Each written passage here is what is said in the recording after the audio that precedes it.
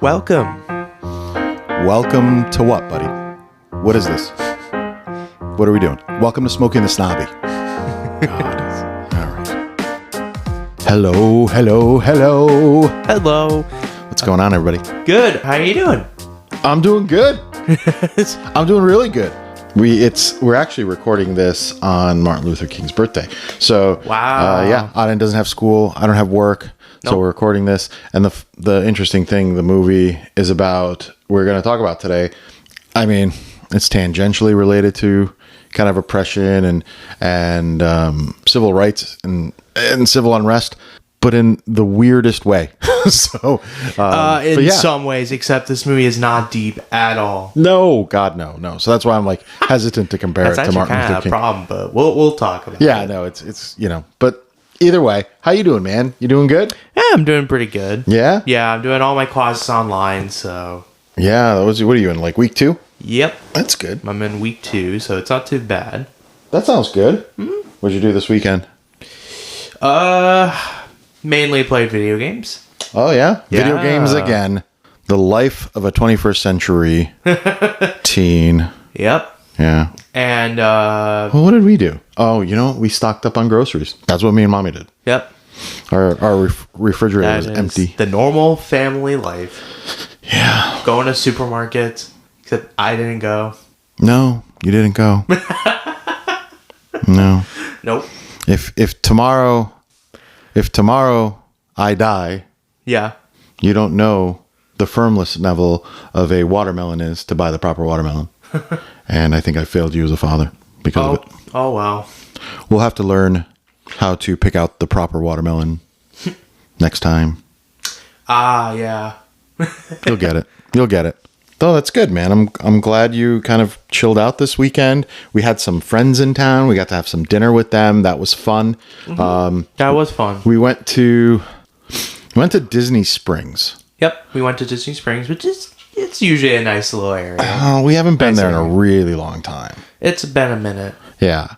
Because it's always crowded. There's a lot going on. It's stimulation overload. You know what I mean? Yeah, pretty much. Yeah, and our friends went to Epic Universe. So you had just gone too, right? Yep, I did. Epic Universe was really fun. Yeah, I think it's a fun place, but again... Yeah, it's a very fun area, but again, it just opened too much for me. Like 8 months ago. It's way too much for me. It's, it's Florida, so it's all open space. There's really no coverage. Mm-hmm. And every time any of us have gone to this place, it's rained. It rained for our friends. It rained for you the last time you went. And it downpoured when we went. Yeah, it downpoured when you guys went. So, I know, it's Florida. It's unpredictable. That's Florida for you. It is. And it was like super cold this weekend. I mean, it was Florida cold. It was like in the 30s in the morning, but by the afternoon, it was in the 70s. But yeah, it was pretty cold.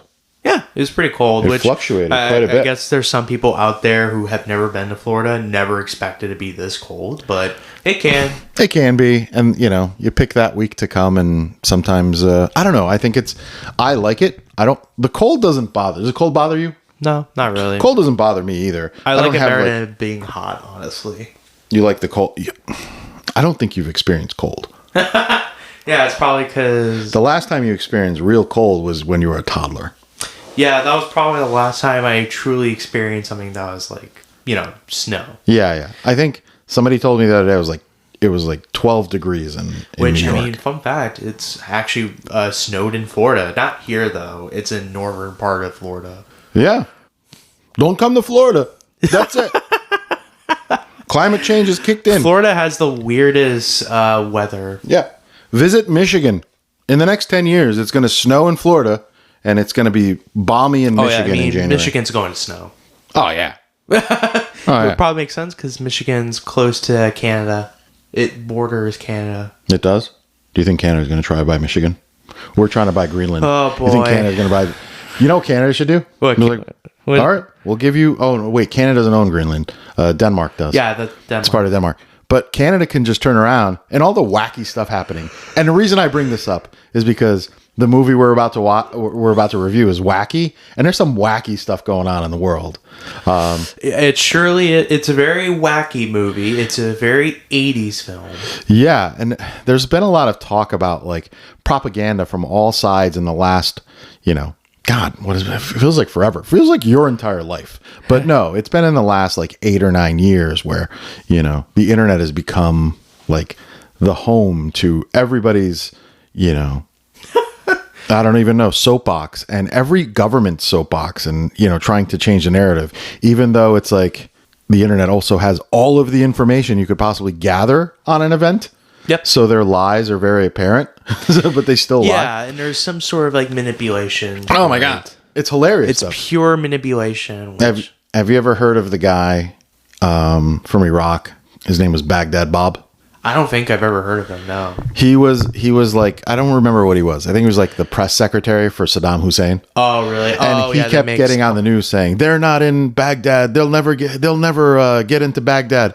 We're watching literally him saying that, and side by side, American tanks rolling into Baghdad.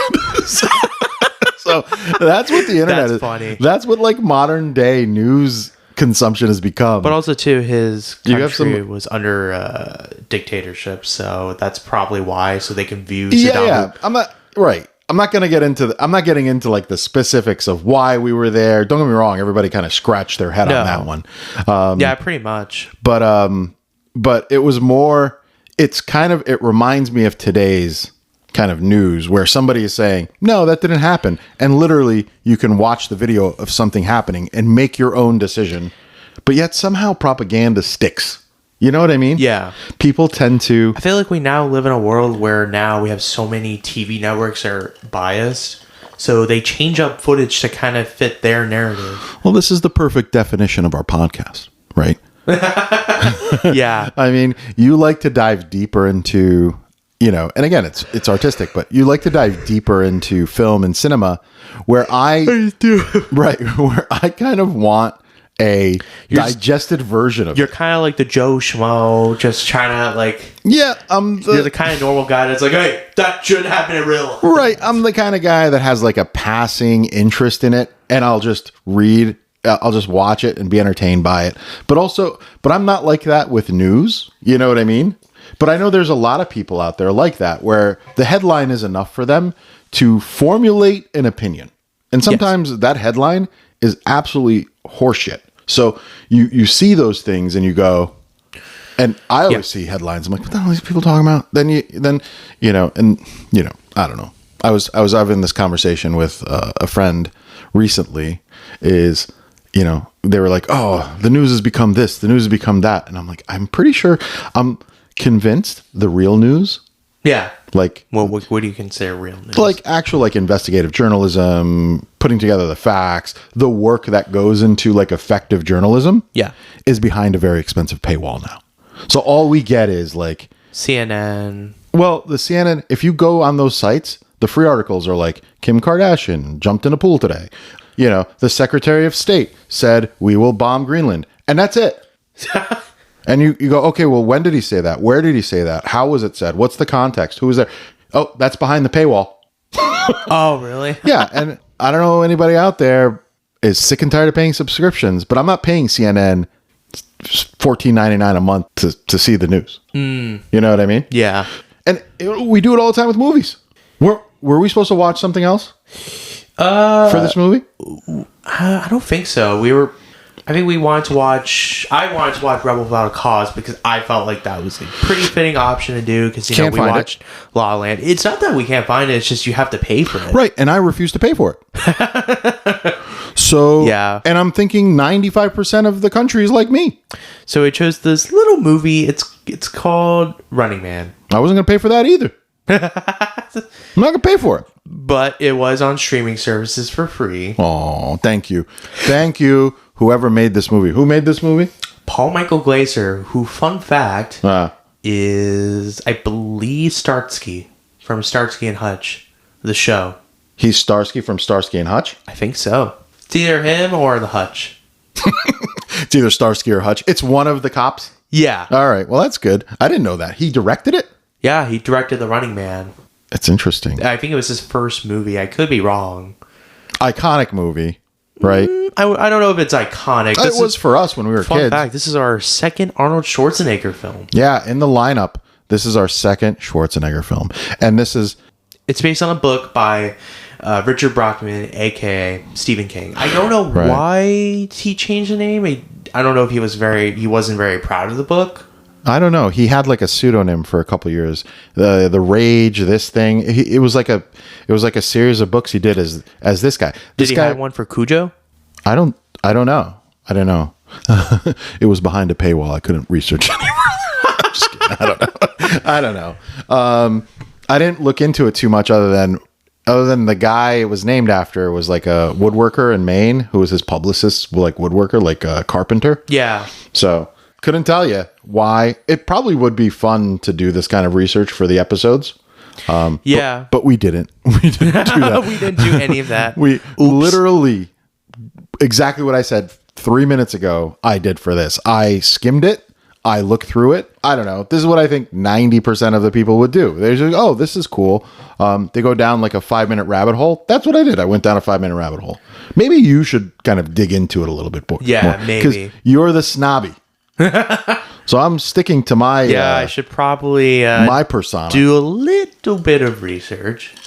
Well, I mean, you do a lot of research on the film itself, but the history, like a lot of these adaptations, we never talk about the book. We are a little bit today, though. A little bit, but that's and we are going to because compare. There is another adaptation with The Running Man, directed by Edgar Wright, which came out a few months ago. Oh, the new Running Man. Yeah, new Running Man. Who's Edgar Wright? That sounds Edgar familiar. Wright's the same guy who directed Shaun of the Dead. Oh, I love Shaun of the Dead. Fuzz, Scott Pilgrim vs. the World. Stop me now. At World's End. Don't stop and me. Baby Driver, which Baby Driver has some of the best like editing and action scenes. That's a car chase movie, right? Yes. I love that movie. It's a heist movie. Yeah, I love heist movies. I like zombie movies, but I like Shaun of the Dead is one of my favorite. It's probably my favorite zombie movie. Shaun of the Dead is probably up there as my favorite zombie film too. Beating up zombies to Queen's "Don't Stop Me Now" with a cricket bat. Come on.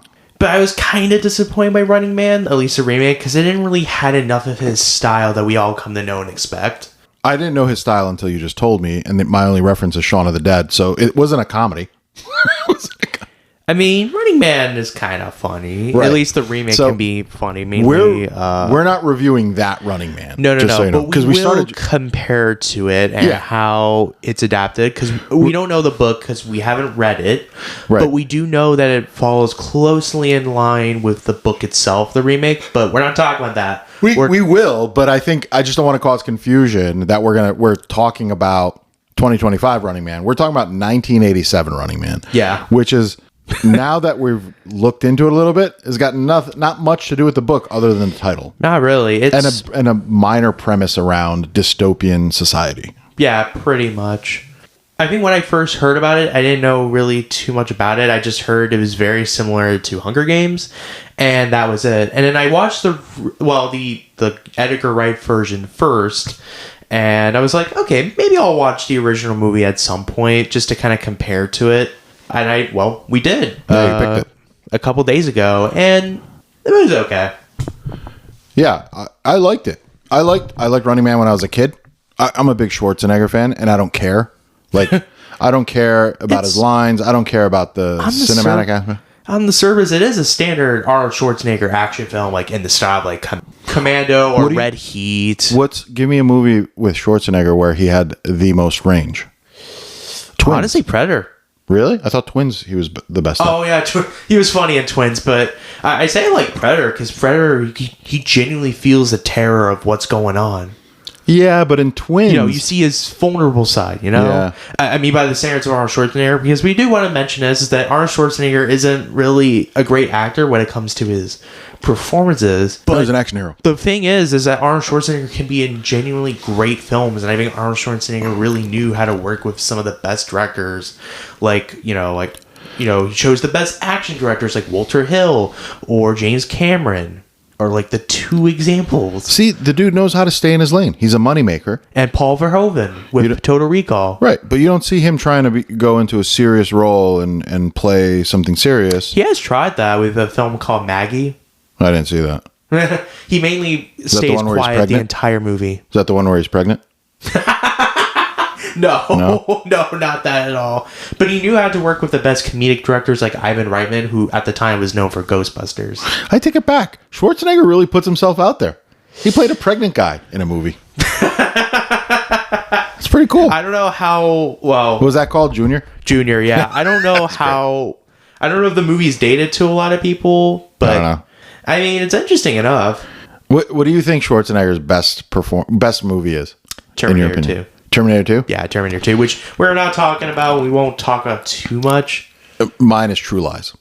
True Lies? True Lies is pretty good. Great movie. It's a pretty good movie, although I think like the Terminator films, like Terminator 1 and 2 and Total Recall are like the best ones. Right.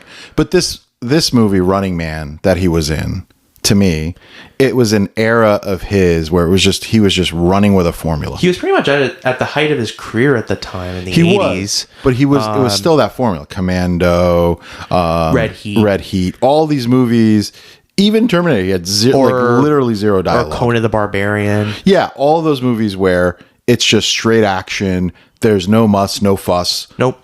And this is what at the time when you started to become more of a lead. And if you look at Running Man, it kind of is a standard Arnold Schwarzenegger film. Like, the best. You got all the one-liners that you come to expect from Arnold Schwarzenegger. Yep. All the wackiness that usually is in his films. Do you think it was better than Rocky IV? Yes. I think it was better than Rocky IV too. Wow, we actually agreed on something. Yay. This was a good action Rocky movie. IV. Oh my god. It gets right into it. You know what I mean? It does kind of get right into it. I think the world building of the movie is honestly decent. I think it does give you a sense of this world, especially when it establishes that there's betting in this world. Yeah, and betting's like a huge part in this world. Well, I mean, in the first few minutes of the movie, we see these two soldiers like, "Hey, did you bet on this game last night?" Yeah, gambling is a big thing in this dystopian society, which makes sense because The Running Man is like the most popular show. The year was 2019. 2017. 2017? Yeah, 2017. The year was 2017, and it's like kind of a similar title crawl to like Star Wars, except the world has crumbled. It's kind of boring. What is? The title crawl and like the beginning of the movie of Running Man was like, this is taking place in 2017 Los Angeles. Yeah, 2017 Los Angeles. Wait, okay. So the movie starts in 2017. Yeah. But the Running Man takes place in 2019. That's what it is. Okay, got it. So it's 2017. The world has ended as we know it.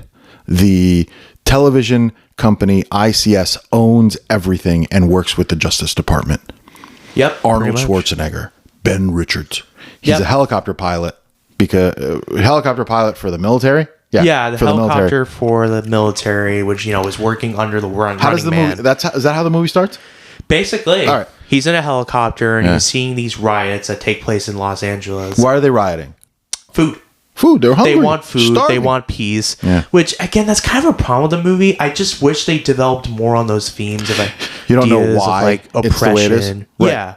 Yeah, that's not the movie. I mean, it is trying to say something a little bit more, though, right? I think they're just in it. The movie starts with them in it. That little thing in the beginning where they go, the world is starving and this and that, and it's run by the government, and government handles distribution and everything. Now, that's it. That's all we get. We don't know why it happened. We don't know what happened. It was economic collapse, I guess, and the world just went to crap. Pretty much. Yeah. So it doesn't dive into why the world is the way it is in 2017. Which, now. It couldn't be further from what happened. We're far past that future now. We're far past it. It's been 9 years since that future, which, was it accurate for its time? Probably. What happened? Nothing happened in 2017. Well, that's the year Trump became president. Well, there you go. His first term, which I guess in some way you can see The Running Man as very similar to dystopian adjacent. The Apprentice, because The Apprentice, not a game show, of course, but it's a reality show. Look at you. And Trump's this like was this reality TV show host, and he ends up becoming the president. And the running man and the producer, works under, or the host works under the Department of Justice. So you can see it in some ways tying to like some major political like cabinets, where entertainment and government are kind of mixed now. Pretty much, right? They all have agents. Remember?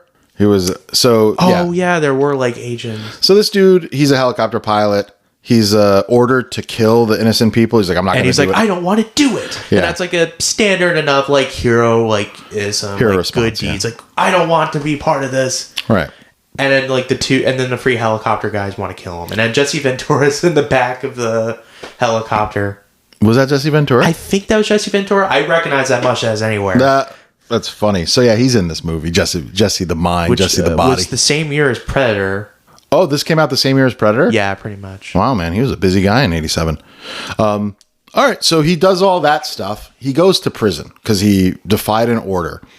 That's not the worst part, and this is where we talk about where predicting will be in the future is happening now. But they essentially put him in prison and blame him for what his other pilot ended up doing, is killing these people. Right? He was called a butcher of Bakersfield, and he ends up becoming a butcher for prison. Yeah, he ends up going to prison, and that's where. And he's there for 18 months. Yeah, that's how the movie starts. That's it. We don't know why. They ordered the killing. I guess it does a decent enough job giving you a sense of who this character is, but I think that's kind of my problem with him, with like Ben. He's an honest guy. He is an honest guy, but my problem with Ben is that I just don't really find him an interesting character. No. He's kind of not boring necessarily, just not very interesting. He just honestly only serves as the vessel to get in this world and nothing else. His motivations are not really that compelling. You don't think so? I don't think so. Compared to the different adaptation with like Edgar Wright, where, Ben is actually doing this for his daughter, getting the money that he can for his sick daughter. He's been wrongfully accused, though. Compared to this, where he's like, he's only forced to do it. Forced to do what? To be part of the Running Man. He got caught. But that's what I'm saying. He's wrongfully accused. He's in prison. Yes. For committing a crime he didn't commit. Yeah. And the whole world thinks he's done it. He's not trying to... which I think leads to the overall idea of like media manipulation. Oh, yeah. Manipulation. They do a lot of... what's the thing now on the internet where they'll take like the president's face and put it on like somebody else's face and talk. You know what I mean? Oh. Deep fakes. Yeah. This movie had a ton of deep fakes. So it was kind of ahead of its time. It kind of predicted some of this stuff. I'd say so. I also think it kind of predicted what Los Angeles would be. Kind of like a rundown dystopia. There was like the haves and have-nots. You know what I mean? The rich and the poor. Because the problem with LA now is that it's kind of often portrayed as this wonderful, beautiful city, even though it can be kind of crappy at times. Well, every city has its crap. Yeah. You know what I mean? And it kind of predicted that. Yeah. Except it's not too like 80 film. But I don't agree with you. I don't agree that he was there wasn't much to his character. There really wasn't, though. He doesn't have a compelling motivation for you to be emotionally attached to him escape and understand his motivation. Right. You're right. Okay, I get what you're saying. Compared to like the Edgar Wright version, where Ben actually feels like a character. There's a purpose to what he's doing. Yeah, and in this, he's kind of forced to do it. There doesn't need to be a purpose. He's wrongfully accused. I agree with I understand what you're saying. I agree with what you're saying, but you're expecting a different kind of movie. You're expecting the 2025 movie. Probably, you're expecting but I also the plot of the Hunger Games. They're essentially taking the story and saying, well, we're just going to blow shit up and we're just going to make this a standard enough Arnold Schwarzenegger film. But I say this is because no depth to the character. It's genuinely trying to say something a little bit more than your standard like Arnold Schwarzenegger action film, though. Do you think this it's trying to say something about media manipulation, how we kind of portray violence in media, kind of similar to Natural Born Killers. We're struggling to extract that from it. You know what I mean? Yeah. It's not very well developed enough, and it really needed to be more focused upon. Do you think it's a missed opportunity? I say it's kind of a missed opportunity. I know Total Recall does this a lot. Not really necessarily about media manipulation, but Total Recall also does, its social commentary much better than what Running Man was really trying to say. Yeah. I think it was a money grab. They could have done better with the movie, but I think they just wanted to make an action movie. And I never thought about that until I saw the new Running Man, because that, to me, that was a deeper story. There was a deeper storyline there. This one wasn't. He goes to jail, right? He goes to jail for 18 months. He's buddies with some people in the underground. Which I will say, they don't really have that great chemistry. You kind of just... They don't really have that much chemistry. There's like, all right, we're going to do this. Yeah, and then that's it. Yeah, we didn't know. It's not very believable that they're not great friends or anything like that. Like, they're not great friends. Not really. No, they're not. They plotted together and they escaped. Because remember, they escaped from prison. That dude with the head getting blown up, that's like 2 Smokies right there. Oh, yeah, I forgot. Some dude gets his head blown up. It was awesome. And he wasn't listening. They're like, don't go yet, because they had like sensors around the perimeter that if you cross them, there's a bomb on their neck and it'll blow up their head. And the one guy was so excited, he started running. They're like, don't go, and blew up. Oh, yeah, that's right. Oh, my God. So close to freedom, man. He died Dude was not patient at all. He wasn't. He died. He was like, oh, can we go yet? He died purely for entertainment. Well, that guy will truly... he will truly be remembered. Yeah.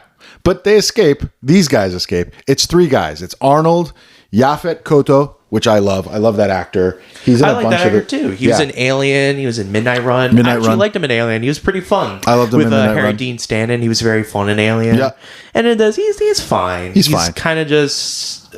like whatever to me, you know. These guys, see, their characters had more history, right? They're part of. But my problem is that we don't really give a sense that they do, because Schwarzenegger was there for 18 months. We don't really give a sense that they've been really friends. It feels like they met for like the first time. Yeah, because they have the helicopter scene where he's like, "I'm not going to kill these people." He gets arrested, and then cut to them escaping prison. We don't know anything that happened in prison.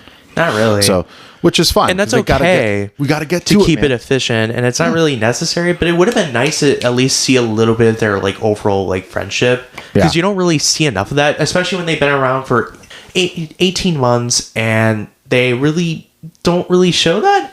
The hacker guy is whatever. He's very one-dimensionally like standard hacker guy. Do you think you see in action films? Do you think the screenwriter or the script writers were in the room and they were going, "We got to give it more substance"? And the producer walks in. He's like, "I need it under 2 hours. I don't care.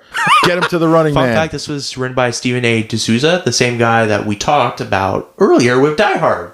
Oh, he wrote Die Hard too? He wrote Die Hard, and which it's weird because Die Hard actually felt like a very interesting film. No, Die Hard doesn't get into much either. No, but you have to really look at what it's saying. It's a well-made movie. John McClane actually feels like a very compelling character because of how real he feels. John McClane's trying to survive. He's trying to survive, and he feels real, and you genuinely believe in the stakes and the overall situation. Right, but so's Ben Richards. Ben Richards is trying to survive, too. He is, but my problem is that he's like... when we get to like the second act of the movie where he's in the stadium, it doesn't feel that way, because he easily kills them.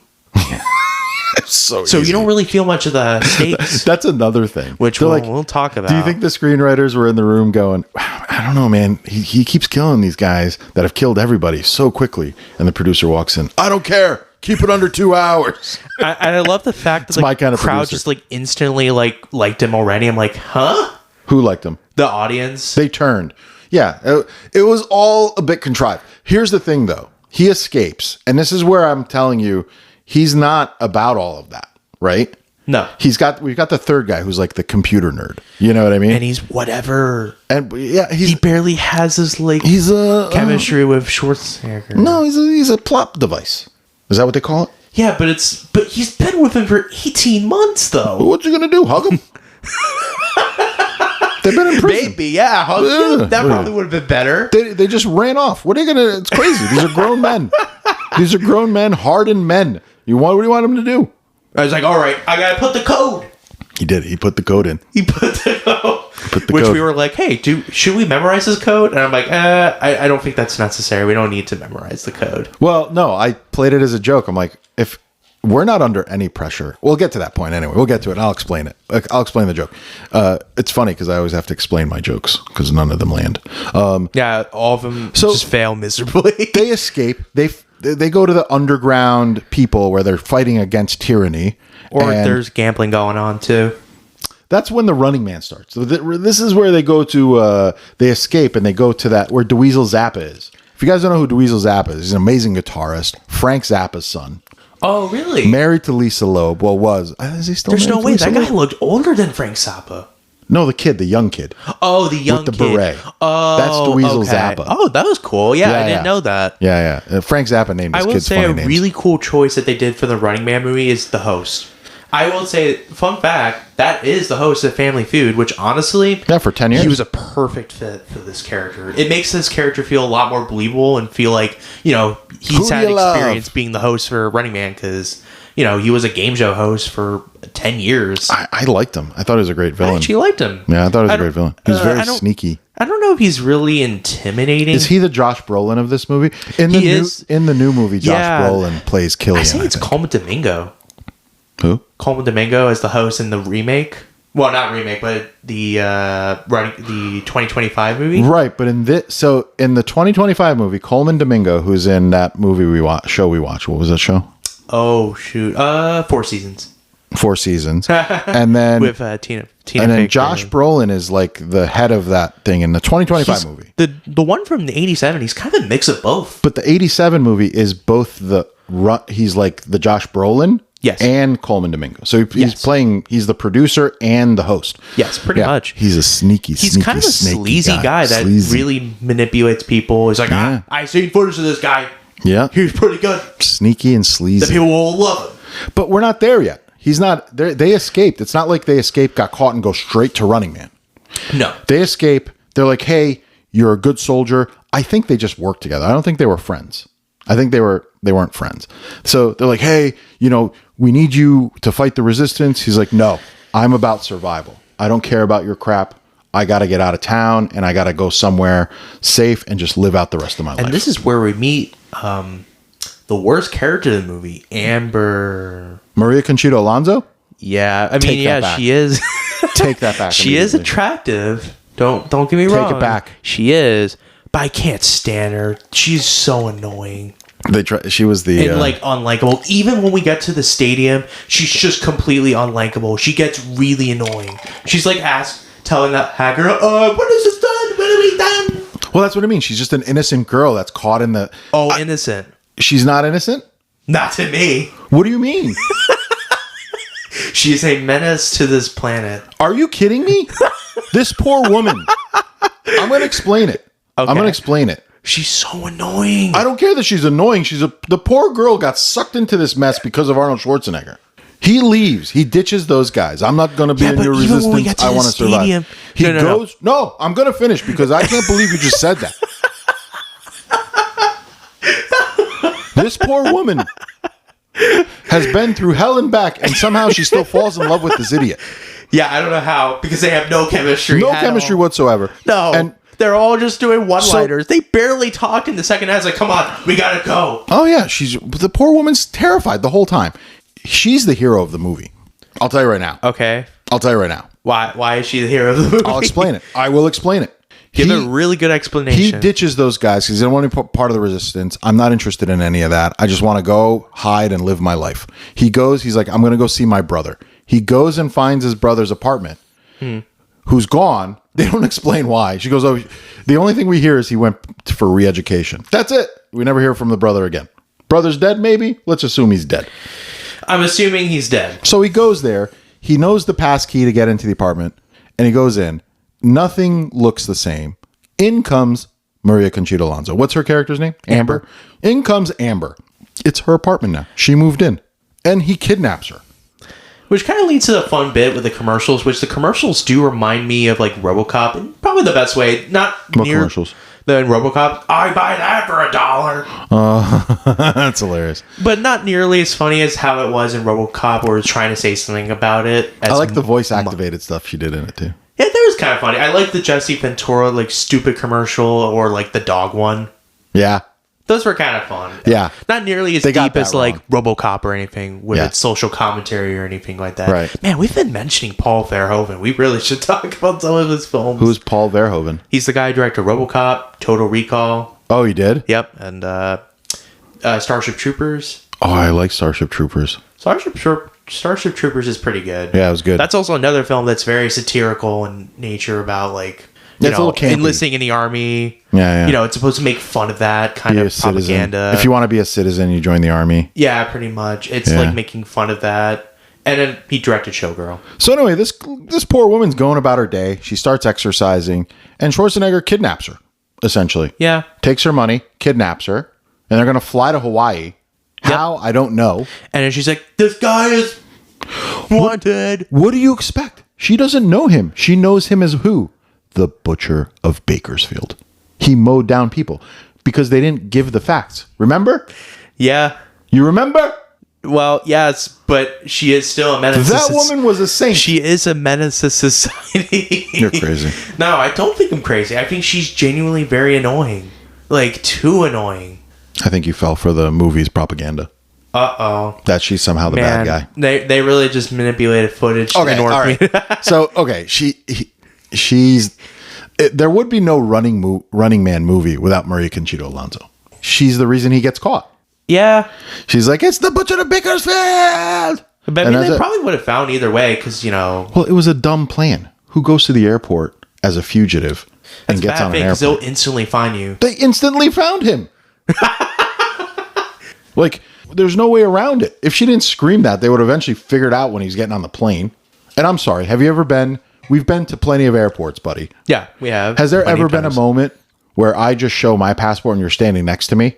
And I go, oh, he doesn't have a passport. Can you believe this kid? He can't ever do it. And the TSA agent goes, forget it. Just go. No. He sits there and waits. Yeah, because you have to have your passport with you. You. So this is in the movie. They're at the checkpoint and the guy's like ID card. And he gives her ID card to the guy. There's two of them. And they act all flustered when they can't produce the second one. And the agent goes, forget it. Just go. There's no such thing. There's no such thing. Remember when we were at the airport? That would be really stupid if actually that happened. It would be a dumb Remember when we were at customs? Okay. Customs, in Paris. And you had to stand in the thing. Yeah, you have to stand and they take a picture. They tell you exactly where to stand. And they take your picture. And the gate opens and you go. Yeah. Remember how much the grandmother struggled? Did you see them go, forget it, just let him go? No. They just said, come back. No. What happened in Paris is that they banged on the wall. Oh, like for Med's mama? Yeah, they were like aggressive, even more than here. Yeah, that's because Med's mama thinks she owns the world. Because in America, it'd be like, hey, can you come back? Yeah, see what I mean? None of them play that game. No, they'll just slap. They'll just like knock on the wall. Oh, yeah. If you don't do it. Did Med's mama yell at them? No. No, she was like, why were they yelling at me? She just that was funny. Ma'am, please stand here. Huh? It's funny. Ms. Mom was funny. But yeah, do you see what I mean? Yeah. She didn't get frustrated and go, okay, forget it, just go. No.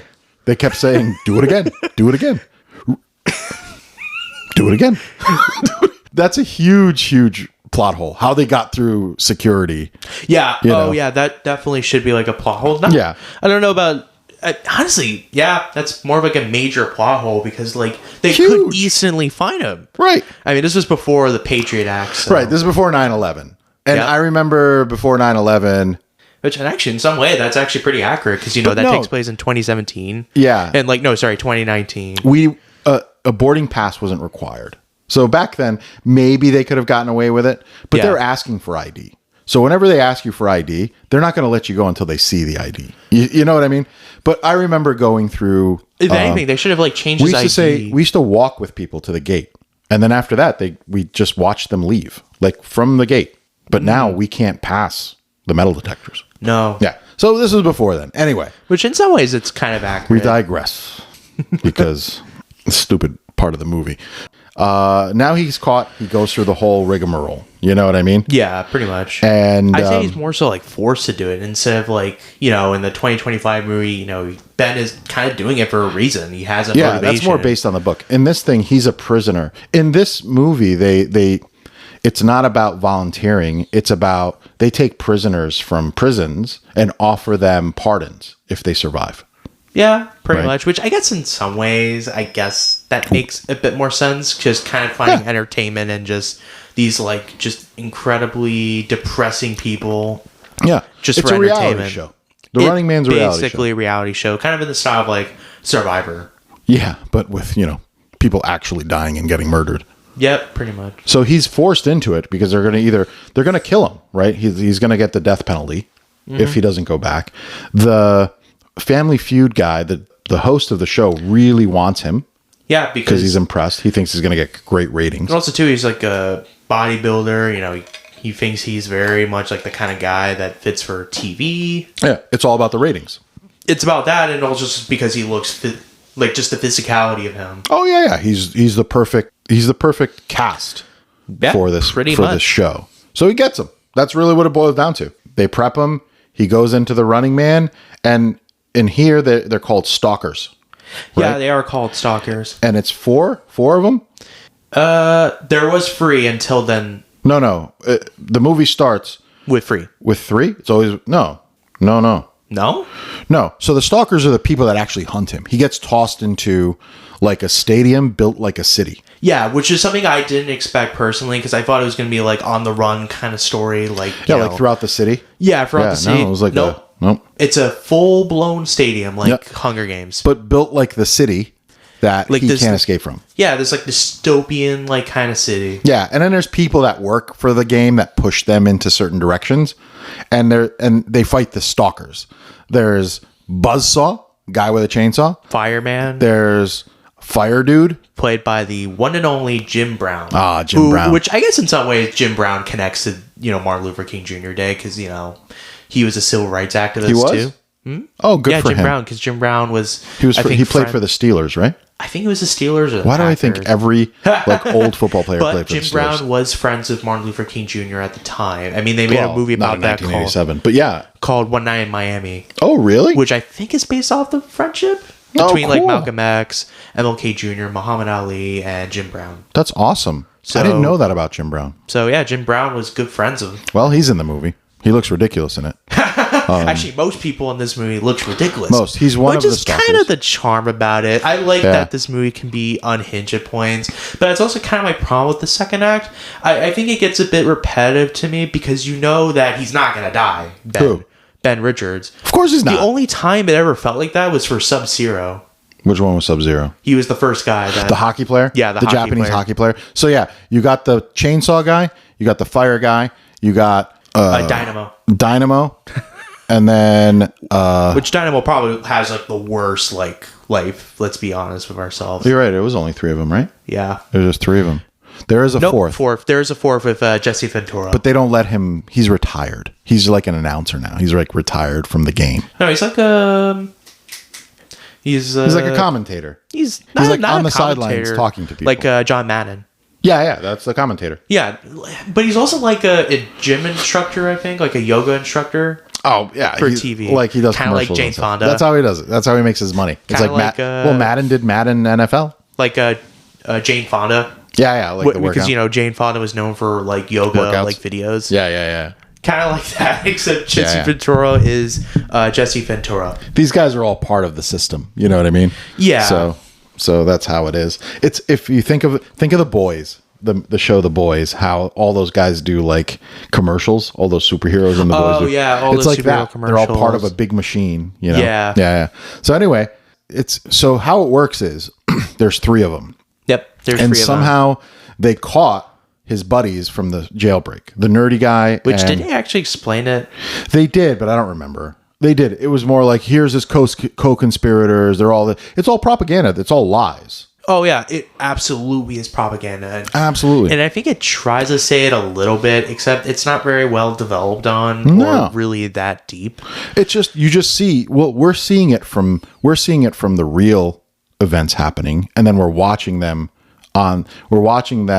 explain these people to the audience, they're explaining it to like the people in the movie and like in the news, it's all fake. It's all fake. I think the way it handles exposition it's kind of fun. Well, very similar to like how Jurassic Park does exposition with like the animated DNA kind of explaining the overall process. Yeah, just a brief. Similar to that, except kind of done in a fun way where it's showing these 3 guys in the beach, right? Even though we turn out those guys didn't. The whole movie is from their perspective, so we're getting the reality of the situation where the people in the movie, the audience in the movie, is getting the propagandized version. You know what I mean? Yeah. That's why he's the butcher of Bakersfield. And that's why we you know don't- he's not. But we know he's people not. in the movie don't know. And that's when he brings... So now he's like, oh, well, these guys are in it too. I got to help them, right? Yeah, pretty much. You know, they're not my compatriots, but they're people I know, and they're in this mess. They're in this mess because of me. They get corralled into the hockey rink for Professor Takuro, I think it was the name is. Yeah. The Japanese hockey guy. So stupid. Such It's a kind stupid of villain. fun, though. It's kind of fun just because how stupid these guys are. It's very, like, 80s kind of characters. And then we kind of follow with Amber doing boring things, like investigating into edited versions of what happened. Well, because they played on the news. They played on the news when he got caught at the airport. And she's like, nah, he didn't murder me.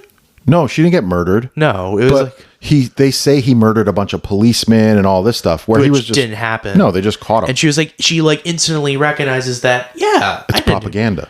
But I'm saying, what if that happens to like different people and they'll just watch? Well, that's the thing. The people watching that propaganda believe that because A, they've already built the story that he's the butcher of Bakersfield. He murdered innocent people. He was in prison for it. Which we obviously And know then didn't it's happen. not that hard to believe that he also murdered a bunch of cops when trying to escape at the airport, where he was caught in the most ridiculous way. They tossed a fishing net on him and he got caught, you know? So she sees that and she goes, maybe she has inclination that, well, maybe he's not lying. Maybe he's not the butcher of Bakersfield, like he was saying. And then she looks into like the files. Yeah, it's hilarious because it's 1987 in the real world, but it's 2019 in that world. Which nobody does that anymore. No, everything's on the servers. Yep. Now it's on computers. She walks into a room of like videotapes, like 300,000 videotapes, and pulls out the real audio from his helicopter recording. And she sees that, no, he's not. He fought against it. She gets caught, though. Yeah, she does get caught. Ooh. Now she gets dumped. That's probably a good thing. Now she gets the running man 4. She's the 4th running man. Yeah. Yep. And then she's this, right. And this She's is brave, where though. she's really annoying. See, she's terrified. What do you mean she's annoying? She's terrified. She's never been in this situation. Exaggerated. She was terrified. It is very annoying. No, I think she did great. I mean, I guess in some ways, I mean, it does that well with the fireman sequence. I don't know if she did any other movies after. Uh-oh. She did. This is the problem. We needed to do more research. No, she did. I looked at her filmography. She did a bunch of other movies. Okay, too. she did. Yeah, okay. a bunch of TV shows. You just probably haven't seen them. No, I think she did a lot of Spanish language film okay. and stuff like that. Yeah, she's actually pretty talented. Oh, really? Yeah, Okay. yeah. But this is an action movie.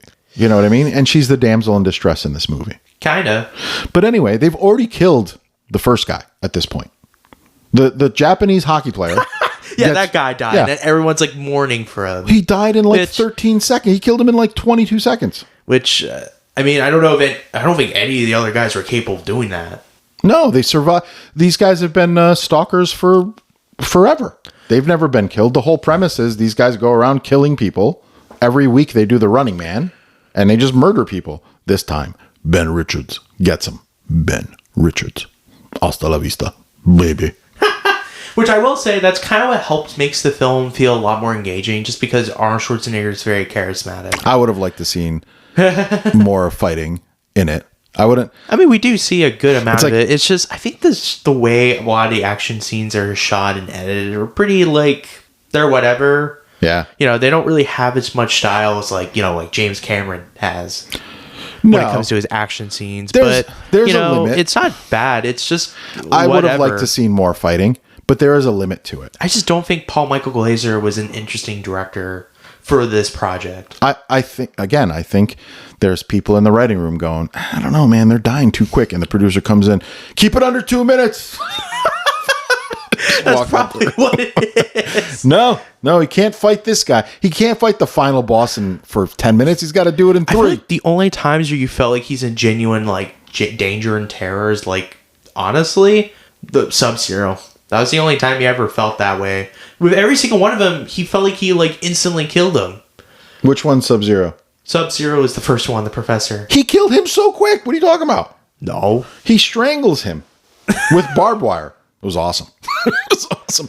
But this is guy is kinda neat, supposedly though. like a super soldier, and he dies in 12 Or seconds. Buzzsaw. Buzzsaw too. Buzzsaw was a formidable opponent.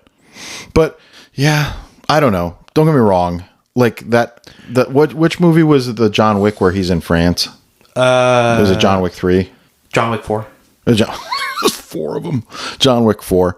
That fighting scene where they're in Montmartre and they're fighting on those steps for like an hour and a half. Honestly, that's too much. I think what helped is that I think this really happened for Keanu Reeves. He fought for 45 minutes? I think so. So that's too long. That's all his own stunts. But I will say in John Wick 4, the action scenes were genuinely impressive. It's too long. And they felt very creative and dynamic. Like, the overall like top-down look of like John Wick killing people and this like top-down cinematography. I thought that was cool. Nah. What do you mean? Nah. How do you think that's better than... I don't know. How do you think the scene in Running Man's better? It's not. That's what I'm saying. It's not. I don't like it. I didn't like that it was so quick. I didn't like that the fighting scene was that quick with Japanese hockey guy. And the fighting scene in John Wick 4 hold on. was that long. Hold on. I don't know what my sweet spot is, though. I can't tell you. My problem is there's no stakes because you know he's going to like kill him. You never feel like he's almost going to die. No, I did. With Buzzsaw, I did. Not really. Yeah, he had the chainsaw around. You crazy? That was tense. That was tense. I mean, I know he wasn't going to die, but it was still tense. Not really. There was no tension with the Japanese hockey guy. I thought so. There was definitely no tension with like the really big electric guy.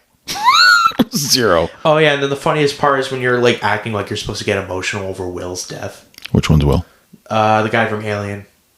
Yeah, no, I didn't feel anything. Like they kind of make it seem like it's so emotional. Yeah. But it's like a very cliche way for someone to die. Very similar to Man in the Iron Mask. Yeah, yeah. Well, at this point, we're like 30 minutes into the movie where we're talking about the scene. And then they just quickly progress into the next scenes. Pretty much. You get Japanese hockey guy. There was 4 of them. You get Japanese hockey guy, Buzzsaw, Dynamo, and Fire Breather guy. Yeah. Okay. So there was 4. So they kill Japanese hockey guy and king of the one-liners. You know what I mean? So there's a one-liner here, one-liner there. And it's they fun. escape. I think probably my favorite one would probably be, let's see. Sorry, we printed all these quotes out, so we wanted to say, I think the Sub-Zero one where he was saying, yeah, he was a real pain in the neck. Right. After every kill, it's a one-liner. And he kills him by strangling. It's kind of fun, though. Like, it is fun. It is fun, and it's what honestly helped making the film a lot more engaging and more fun. I'll be honest with you. Just the wacky tone of these characters. I wanted to start today's episode with a one-liner, and Auden and I talked about it. Actually, I didn't want to do it because I didn't think it was necessary for me, but you, for sure. I just think it's fun. It's fun. And then I realized... It's hard, man. It's not an easy thing. This guy's had like 20 one-liners in this movie, and I couldn't even come up with one for the beginning of the episode. It's harder than you think. I know we laugh at these types of things, but it's really hard to... I mean, Schwarzenegger's capable of doing it with "I'll be back." That was in the... Oh, hasta la vista, baby. No, I'll be back. I'll be back. That was fully improvised, which, fun fact, they do reference in that movie. In Running Man. It's another one-liner. They just repeat it. Because, you know what? I bet you everybody in the movie theater, when they heard "I'll be back," went, yeah, Schwarzenegger.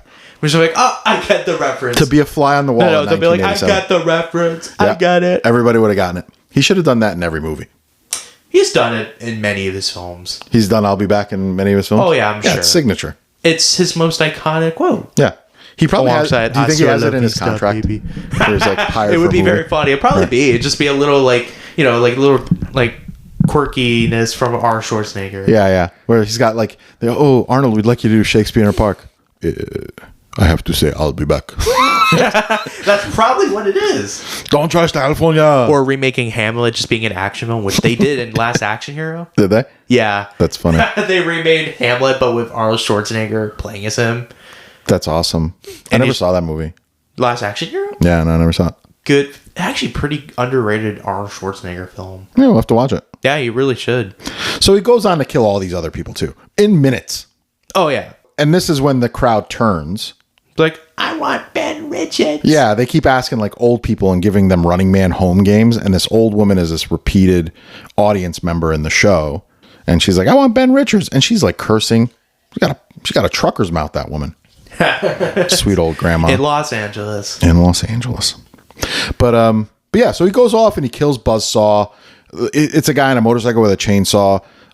They don't kill Dynamo because he's like, I'm not inhuman like you. I won't kill an innocent The funniest man. part we notice about the movie, at least my dad says it, why are these fat guys? Yeah, why are they so... Like, none of them are in shape. Except for maybe like Jim Brown. Oh, no, Jim Brown was jacked. But none of them were in shape. All of them over 300. Like, they're all me's running around trying to kill people. Like, can you picture One of them me? looked like a character from like Spawn, the clown character from Spawn. Yeah, That fat clown from Spawn. Yeah. Buzzsaw looked like that honestly, character. Picture me out in a stadium in some ridiculous outfit, trying to kill That doesn't Arnold. even look like it was from 2019. Just Trying in to kill retrospect. Arnold Schwarzenegger. Yeah. Do you think I could take Arnold Schwarzenegger Probably not. in his prime? Absolutely not. These guys were all going to die. Guaranteed. But they also have like the worst powers imaginable, especially Dynamo. Dynamo has like probably the worst. Oh yeah, he's got like electricity. I knew this guy was gonna die at some point. Yeah, well, his buddies end up dying. Buzzsaw, the chainsaw guy on a motorcycle, again, ridiculous. Like ridiculous. Like running around in a chainsaw on a motorcycle, kills Yaphet Kotto, the friend, because he sacrificed himself for Schwarzenegger. He jumped in front of him to take the hit. Yeah. So he dies. And then the hacker dies from Dynamo, which is honestly embarrassing. Yeah, it was just kind of... It's embarrassing. Just imagine just your funeral, just your cause of death just being, I was killed by a fat guy with electric abilities. They were brought in to create tension, and I felt no tension with them. You know what I mean? I didn't really care about any of them. If anything, I didn't care about the hacker guy. Hell, I don't even remember his name. That's how much he was that memorable. Heartless. You are. He's just boring, hacker, one-dimensional guy. You are heartless. That man saved the uplink to the downlink to the satellite. Yeah, but he didn't really have much personality. He's the hero of that. the movie. He didn't really have much personality. He was kind of whatever. Yeah. At what point did Arnold Schwarzenegger become part of the underground, though? Because now they're like... Yeah, that was kind of my problem with it. I feel like this guy accepted him way too quickly. Because I feel like they had a bit of like tension a little bit when they first met. Right. So these guys are in there, right? His buddies from the underground are in there. Yeah. And before they all Amber. except Amber, before they all got killed, they were like, oh, there's a satellite uplink system here that we can hack so the underground can televise the real stuff, because they have all the tapes of like the real events that happened. But my thing is, so they can uncover the propaganda. Why was this satellite here so easily in the stadium, though? It was like right in a hallway in the stadium. And I'm like, I don't get it. How? Yeah. Shouldn't this be secretive? That's Right. kind of like my problem with it. Like, just a logic problem. Like, why would it be in a random hallway? It's like a video It shouldn't be game. this hard to find. Yeah, it's like a video game. It kind of is, but I mean, this is real life, though, you're dealing with. I know. So plot device. Logically speaking, I mean, it is a plot device. It's I don't know about MacGuffin, but, you know. Oh, a MacGuffin is like a obvious plot device? Yeah, like, you know, like Lord of the Rings with the ring itself is a MacGuffin. A MacGuffin, yeah. But, like, in this, I mean, logically speaking, they would hide that satellite. It wouldn't be easily accessible. It would not be easily acceptable. It certainly wouldn't be inside of a stadium So I'm like, with people. So I'm like wondering, does the game show host genuinely think people are stupid? I think he does. Yeah. I think he genuinely thinks people are really stupid. I mean, Amber's instantly recognized that it was the game. They manipulated footage from that Well, day. I think a lot of people, and even in the real world, they see this stuff and they don't believe it, but they also don't care enough to do anything more about it. You know what I mean? Yeah. I think this host is convinced that people are way up their own lives, way into their own lives to be worried about what's going on around them if it doesn't directly affect them. So they get away with it. They find this stupid thing. He tells Maria Conchita Alonso to remember this 25 codes. Because that's when I'm like, Auden, trying to remember these codes. Because these guys are in a high stakes situation. They're clearly stressed out. You and I are not stressed out. There's nothing going on with us. And I couldn't remember all those digits. How the hell did she? Yeah, I was surprised too. I mean, I guess Amber, in some ways, I wish there was a scene to kind of show that she can recognize any codes. Kind of be like a bit of like a setup for her character. Right. But so let's explain it. Because the nerd finds the satellite uplink to get the code to access it. And he's punching numbers and he gets the code. But like I said, it was like a 13, 14 digit code. And he's telling her while they're running away from one of the stalkers. He gets killed the second he tells her the last code. Dun, dun, dun. Wow, I really cared about this character, and this character was kind of like an afterthought, his death. Yeah. So she she remembers the code. And that's it. They all die, and now it's just her and Ben Richards. That's it. And that's it. They go and kill. Now the people in the movie that watch the show have turned. The gamblers are betting on Ben winning. Yep. The people in the audience are chanting his name. He's won them over. These people just like to see blood. They don't care who. It's apparent that the common man in this world doesn't care as long as they get to see bloodshed. Which, I mean, that is still pretty accurate to today's standards, because we see so many, like body cams of like police. We see, of course, we see a lot of like murder.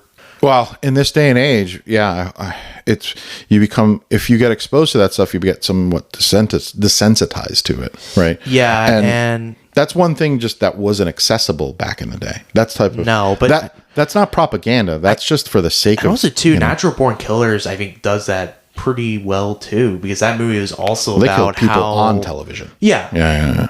About how like murder is captured in the media, and it's almost glorified a little bit with Robert Downey Jr.'s weird Australian accent.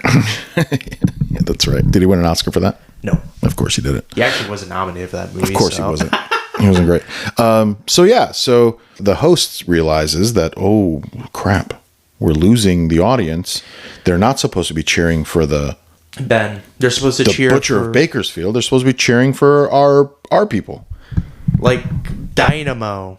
I'm still never going to lose that character. That character is a goofball. Oh, he's a goofball. I'm like, how did these guys idolize him? I love the way he died. He dies later on.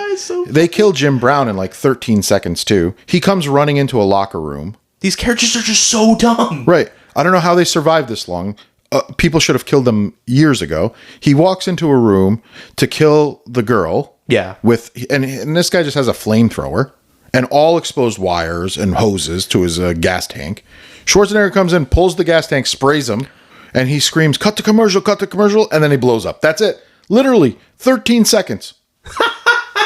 13 dead. Which, again, that's kind of my problem. I just wish it didn't happen so suddenly or quickly like that. There's no challenge. There's no sense of danger or terror for Ben. That was kind of my problem with it. And that just gets everybody going. You know what I mean? Hey, everybody's riled up. Ben Richards. I want to put $200 on Ben Richards. Remember? Yeah, I'm kind of. I think at first I kind of had a problem with that because like the crowd was like liking him a little too quickly because they are killing people that they've known for years. Yeah, they turn quickly, the audience, and I'm like, I guess it kind of makes sense because by this point the audience just doesn't really care anymore. I guess just it's the fact that. I think it gets a little better for me because I guess it's just a reflection just how audiences can just don't really care. They really only care something that's really exciting. Yeah, it's a change up. That's what it is. I think people, I feel like they should have done that by the time they showed footage of like what really happened in The Running Man. No, wait. Or just things that happened. Wait, I think we're missing something. Did they change? Maybe they changed. So he was supposed to he killed everybody except the electric guy, Dynamo. Yeah. And he said on the camera, it looks like he's about to kill him. He's like, I don't kill innocent people. I think that's when the crowd changed. Because oh, maybe he's not what they say he is. You know what I mean? But I mean, also too, they could easily manipulate the footage too. Well, they do. This is where the deep fake comes in. He kills all of them. Yeah. And they edit this deep fake to make it look like Arnold Schwarzenegger and Marie Conchita Alonso die at the hands of Jesse Ventura. Yeah, which is what happened. They literally superimposed faces. They actually ended up killing an innocent guy because they had to green screen a guy getting killed, and they superimposed it. I think that's the closest predictor to modern day things that are happening now. There's a lot of deep fakes out there where it's hard to decipher. And maybe your generation is going to be equipped to identify it. Mm-hmm. There's a whole segment of society that has no idea. You know what I mean? Yeah. Like, Ms. Mama could easily fall for that. Heck, maybe I could easily fall for that. So they depict that in this movie really well. And that's it. Everybody believes that Arnold Schwarzenegger was killed. Which, I mean, obviously we know he didn't. He went to the underground. Right, he didn't. That's not true. That's the propaganda in the movie. So the audience sees his death. That's it. Show's over. That's it. Dead. And now he's compelled... Now they get to the underground. Maria Conchita Alonso miraculously remembers the 13-digit code, gives it to them. Yeah. And she's like, why don't we just run away? They think we're dead. He's like, no, they know we're alive. They're going to chase us forever. We got to stop this now. So that's when he switched and became a underground revolutionary. Yep. And then, he kills...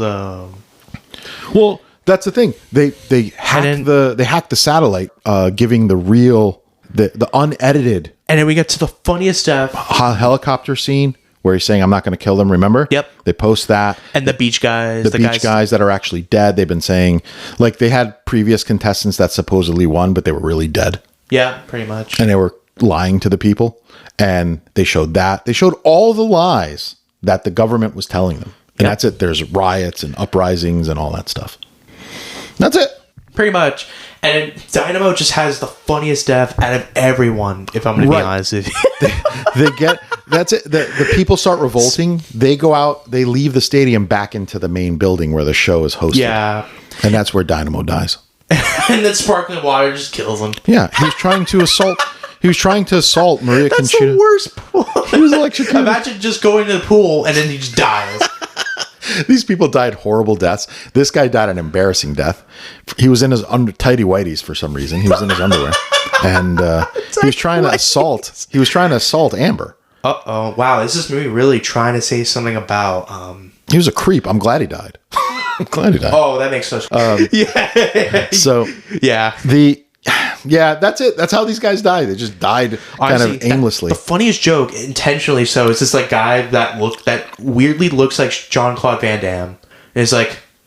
and then the game show host is like, hey, this guy can save me. And he's like... I'm good. So I thought that was really funny though, that scene. But let's explain it, because they come back into the hall where the show is filmed, where the host is. They've got soldiers just shooting everybody in the stadium, trying to kill Arnold Schwarzenegger.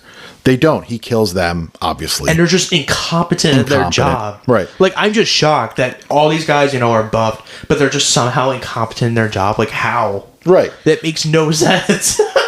I don't get it. Wow. Remember he said, Killian, I'll be back? Yeah. In the beginning. Yeah. And then he comes back to kill him, and he goes, I told you I'll be back. And that's it. Terminator reference. A Terminator reference. And he puts him, they go in this, so in the beginning, they put him in this, like, cage. Like this tube, which I'm kind of curious about that sequence. Is that CGI? I don't know. Because it did start to use a bit of CGI in, like, the opening. There's a scene that how they enter the stadium is through a tunnel. It's kind of cool. They're inside of like a cage, like a vacuum tube. I'd be surprised if it was practical effects. I don't know, but it looked really cool. It was done really well, and we were talking about it. We're like, how did they do this? Where they're going through this tunnel? They didn't build a tunnel. No. Or they built part of a tunnel and they just pushed. This is at a time when CGI was used sparingly. It wasn't used much. It was only used in films like Young Sherlock Holmes, Tron, and then Westworld. In the 70s and 80s? Yeah, the 70s and 80s. And CGI has existed. Yeah, I don't know how they did it. And you know what? We forgot. We said it. We said it after the movie. I'm like, oh, let's look into how they did that. And we didn't look into it. Uh-oh. Yeah. That's a shame. Yeah. What are you going to do? But he comes back and he throws him in that cage and launches him in through the tube. And that's how the host producer guy dies. It was kind of a funny way for someone that died. It was a funny way to die. He was on a tube. Like, kind of poetic in a way. In the beginning, when they go through the tube, they get stopped by a net. But now the nets are taken off because the show's over, and he goes through the tube and there's no net. So the car he's in that goes through the tube flies and hits a billboard and explodes. Why? I don't know. Classic 80s villain death. Great explosion, but I'm trying to figure out what exploded. He's being pushed through a vacuum tube, so there's no gas, and he runs into a billboard that shouldn't have any gas or anything in it. So classic 80s. Now, I'm telling you, the writers were like, this doesn't make any sense. We can't have him blow up in the billboard. The producer, people have low attention spans. Make them have explosions. Producer comes in and says, blow up. Forget everything. everything. Blow it up. Forget everything that happened Right. Just in the blow it movie. up. Don't think about logic. Just think about the funny explosions. Right. Just blow it up. And then the ending is kind of whatever. It's generic. Oh my God. 80s ending. There's zero chemistry between. Oh yeah, I felt nothing. It was Zero. It's not terrible. Chemistry between Amber and it's Ben a Richards. predictable way for the movie to end. Let's be honest Yeah, here. yeah. It's a generic 80s finale. Oh, yeah. Like ending. Worst kiss I've ever seen. It is not La La True. Land's ending at all. Right. Which, okay, I won't mention La La Land's ending. I mean, it is my favorite ending out of every film we've talked about. Right. This is no La La Land. There was no This reason is for no these La two La to. Land. I mean, maybe they went through a traumatic event together, but really there was no reason for them to be kissing. And they there was zero didn't really have chemistry. that much chemistry. Not No. even in the second act. They barely had any No. chemistry. It was just mainly, her being the damsel distress. Who is- and Ben just kind of saving. Who was your favorite character in this movie then? Honestly, I like the game show host. You like the game show He's host? not. I wish he was more intimidating, and we don't really see much of his intimidating No, side. he's just sneaky and He's just oily. kind of the sleazy kind of businessman. Yeah, We he's don't like a really snake. see enough of his intimidating side. Like, we don't see him really being this aggressive. He's not towards evil employees. that way. Yeah. The only time we do is just when someone says, "Get your hands on my hair." Yeah, That's yeah. it. Like, okay, You can that's tell not he's- very intimidating. That's just a guy just being, He is. He's a jerk. wow. But- Makes me really hate him just for not touching my hair. I'm Wow. struggling. I'm struggling to find who my favorite was. God, say Amber. No, no, not Amber. Okay, good. But I like the Buzzsaw character. I thought you were going to say Dynamo because you truly do relate to this character. No, so I don't relate to that. Well, I sing opera and I shoot electrons, and then in my just hands. dies from sparkling water. Just that guy probably lives the No. worst. I'm so sorry. I am so obsessed with this character because of how stupid he is. My favorite was Buzzsaw, just purely because he was just insane. I liked the insanity of that guy. And I don't know. I like the insanity of that guy too. And What was your favorite one-liner? Do you have a favorite one-liner? What is my favorite one-liner? Oh, that's a good question. Let's see. Says I remember Ben saying, he had to split. Oh, that's your favorite one-liner? Yeah, That's I thought that was funny. funny, and it made sense. That's hilarious. Mine is, and this reminded me a lot of like in Armenian uncles from the 70s and 80s would get annoyed at stuff. Oh, really? And this line got me. Uplink, underground, uplink, underground. If you guys don't shut up, I'm gonna uplink your ass and you'll be underground. It just reminded me of like There's a lot of great one-liners like, "Hey reminded me of Dynamo, Grandpa. hey Christmas lights." Yeah, yeah. But I thought that was funny. that was my favorite line. I'm gonna uplink your ass. There's a lot of great one-liners like the No, it Christmas sounds like lights. Yeah, hey, One was Christmas really tree. funny for Dynamo. Yeah, they're hard, man. They came up with them. So Yeah. what are you gonna do, man? Thank you, Stephen A. D'Souza, for coming up with these one-liners. Yeah. Again, thank you to the producers that walked into the room and was like, not enough one-liners, more one-liners. We need 4 more. So, how do we rate this movie? You want my rating first, or you're gonna give your rating first? Your rating. I enjoyed this movie. I don't think I enjoyed it as much as I did when I was younger, Okay. but I enjoyed this movie for what it was, and it's nothing more than a pure Schwarzenegger action movie. It's a standard I gave it 8 Schwarzenegger Smokies. film. I gave it 8 Smokies. You gotta watch Smokies? it. Yeah. I'm very conflicted on my rating. I was either thinking it would be like a 6 or a 7 out of 10. Really? But I think it's like slightly worse than the 2025 movie because I just think the characters in that was a bit more interesting. If you've read the than book, the 2025 movie is more aligned with the book. Yes. Yeah. And also too, Ben just actually feels like a character with an actual compelling motivation. I like In that. comparison to I like that Ben in this version. movie where, he's kind of forced to do it. And he's not very interesting. He's just a standard Arnold Schwarzenegger character that would be like John Matrix Right. from Commando. The kind of Yeah. guy that's like one-liners, which I will say Schwarzenegger does give a fun performance. That's kind of it. Yeah. I like the new one that they came out with. It's just a frustrating movie for me because it had Which a one? lot of potential for me. This The one? original Running Man, because it had a lot of potential and it had good ideas. It's just I wish they were more developed on, Yeah. the media manipulation. And we see a little bit of that. Do you think Jean-Claude Van Damme would have been a better Running Man? Ooh, JCVD? I don't know. Jean-Claude Van Damme would be fun, but I don't know. I would have liked to see that. Like maybe his performance would be very similar to the Street Fighter movie. Yeah. I don't think it would have gotten a lot more Smokies if it was different than this. If they made it the way you were hoping it was made, yeah, I probably would. I'm not asking for you to have this like deep characters. I'm just hoping you get something a little bit interesting. Yeah, you're just not going to hire Schwarzenegger for that movie. That's all. That's it. And that's what the draw is Schwarzenegger. And needed less Amber. The hero of the movie? No, you need the hero. She's the one. She remembered the code. Make her less annoying. She remembered. And it'll be okay. If she didn't remember the code, movie over. If she didn't turn in the Running Man, no, hold on. The Butcher of Bakersfield, movie over. No, hold on.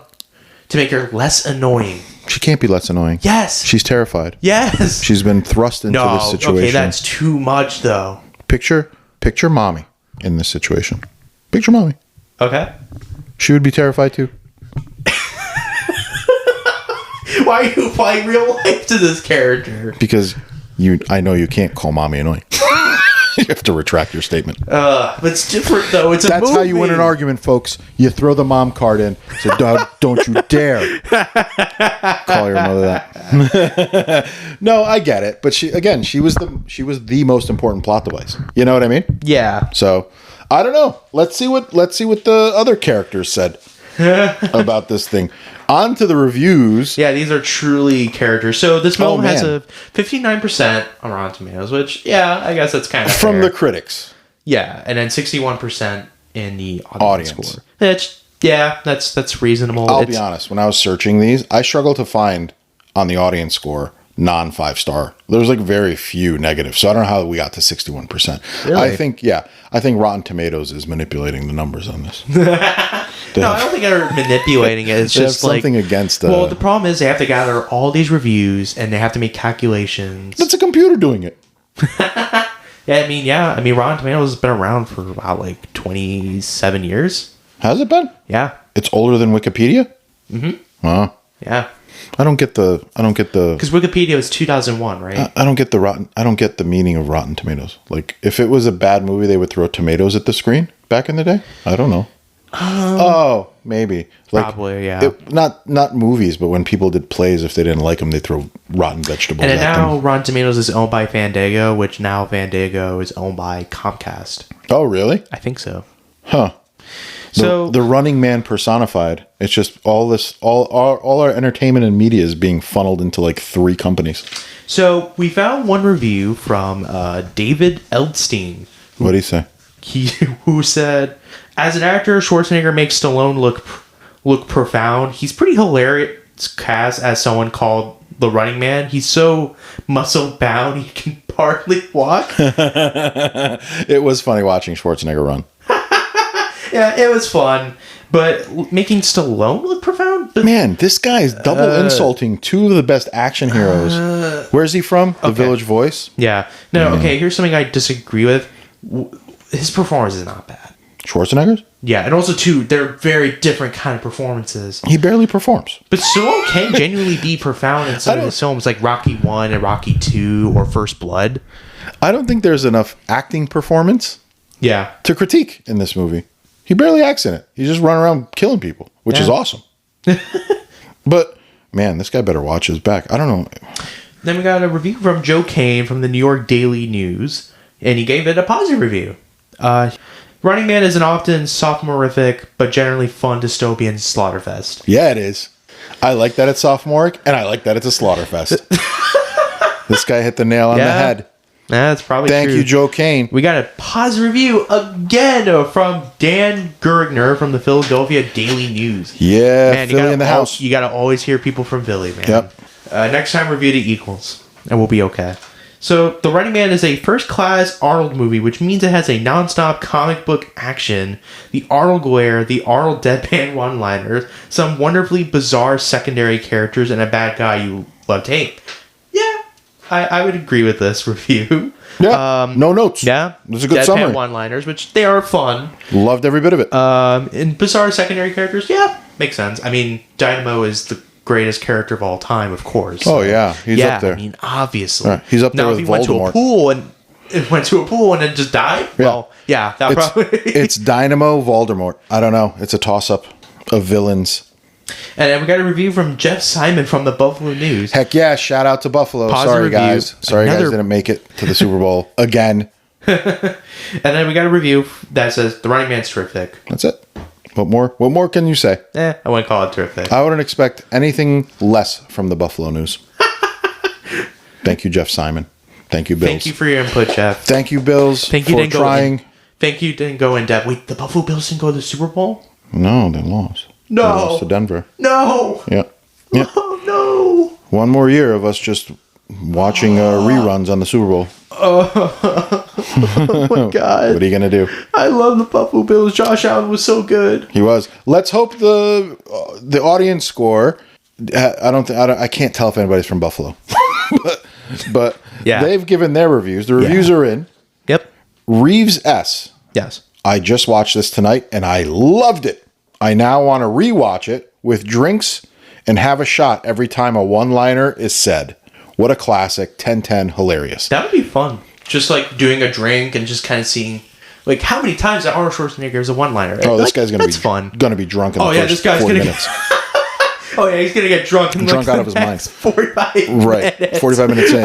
He's not going to be able to watch the rest of this. That's going to be terrible. But this is the ultimate in movie watching. It's fun entertainment. This guy loves it. He's turning it into a game. He might bring his buddies over and they'll have a great time. That's what this movie is. It's a great time with friends. You all get a good chuckle. You all get to see some heads blow up. It's pretty fun. You know what I mean? Yeah, it's kind of fun. And that's the thing. There's some that didn't think so, right? Farrah did not like it. She gave it 2 stars. Despite its poignant undertones. Mm-hmm. Which is true. There was some poignant undertones. The deep fake thing was trying to say something a little bit, even if it's not fully developed as well as it really could. That's where it's a missed opportunity. But it wouldn't be a Schwarzenegger movie if it was, right? So she says that, and then The Running Man settles for being a mindless frenzy of violence instead of a reflective societal commentary. It's sadly nothing more than another Schwarzenegger action movie. I actually have... Honestly, she's on point with what I was trying to say. Go watch another movie, Farrah.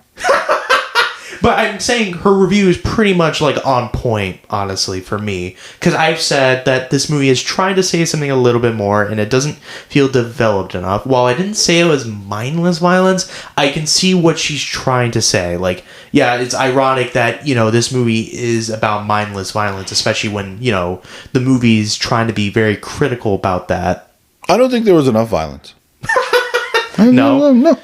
And they did him wrong, man. I would kill everybody. Not to come across as a pretentious, but she's not wrong. There is not really social commentary, or it's really trying to say something a little bit more. I'm not asking you to be like this philosophical, like Terrence Malick film or anything like that. Yeah. I'm just asking to have a little bit of it, like RoboCop and Total Recall, and how they've done social commentaries very well, or Starship Troopers. Schwarzenegger wouldn't become the governor for another 15 years, so you're not getting that out of 87 Schwarzenegger. Probably not. And you see that see that his face on the poster, and you automatically know what's going to happen. Mindless violence. That's kind of a problem because, an action movie. But I think that's kind of a problem, though, because it's clearly trying to say something a little bit more than what it is. It's not... I mean, at the end of the day, it's just another standard... Farrah's not the audience for this movie. You know who is the audience for this movie? Because you gave it a 7, buddy. I said 6. No, you said I gave it a 6 or a 7. I rounded up to a 7. You know who thought this movie was good? You thought, okay, you settled on 6? Yeah. Still a good, I said 6. It's still a good review. Did you not pay attention? I did. Well, I heard 6, 7, and then maybe I stopped paying attention. I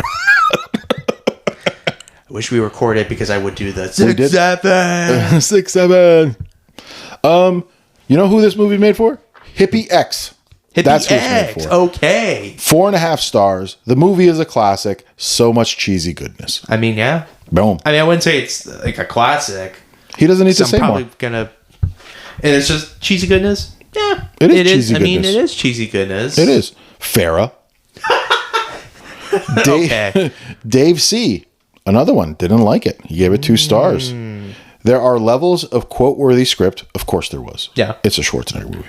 Some atrocious 80s costume design. I don't think so. Honestly, I kind of thought they were fun, though. Right. Like, the Adidas they're definitely uniforms? a product of its time, for sure. It absolutely was a product of its time. I'd rock those But Adidas. they're fun, though.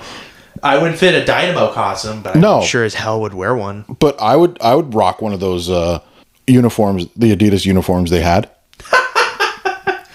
It's crazy. But these don't make up for how typically awful Arnold Schwarzenegger's performance is, nor the woeful directing. I don't think it's awful. I don't really like Schwarzenegger as an actor, really. Like, in terms of his performances, I think they're not that great.